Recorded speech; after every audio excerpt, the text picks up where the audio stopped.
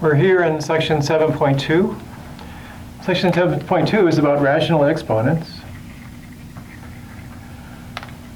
So that's rational numbers as exponents. And we'll talk about representing nth roots using fractional exponents, what general fractional exponents look like, how to convert between radicals and fractional exponents, back and forth between radicals and fractional exponent notation, and then using the rules for exponents with fractional exponents. So we'll start off with just a little bit of a review of exponents.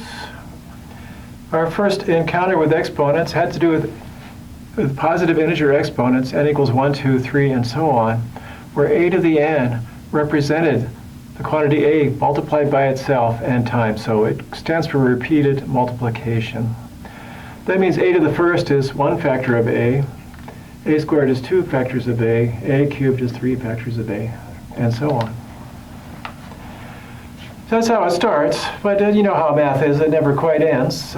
We go on, we say, it turns out we would like to have negative whole numbers and 0 as an exponent. And so we make these definitions. If the base isn't 0, then a to the 0 is going to be equal to 1. And if the base isn't 0, then a to the minus n is 1 over a to the n. And the reasons for those definitions come from the exponent rules. We'd like the exponent rules to hold across all the categories of exponents that we are thinking of. And so if we want integer exponents to be defined, and we want the rules to hold, then it turns out we need a to the 0 to be 1, a to the minus n to be 1 over a to the n. So there's a consistent set of rules. What do the rules look like? Here they are, the integer exponent rules.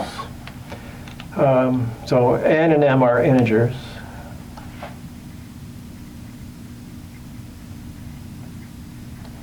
Could be 0, could be a negative number, but they're whole numbers. A to the n times a to the m is a to the n plus m. And that would be obvious if we just had positive integer exponents. You'd just be counting up how many factors. The total number of factors is number here plus the number there. But then we make this work for integer exponents. And for a to the n divided by a to the m is a to the n minus m. That's the quotient rule.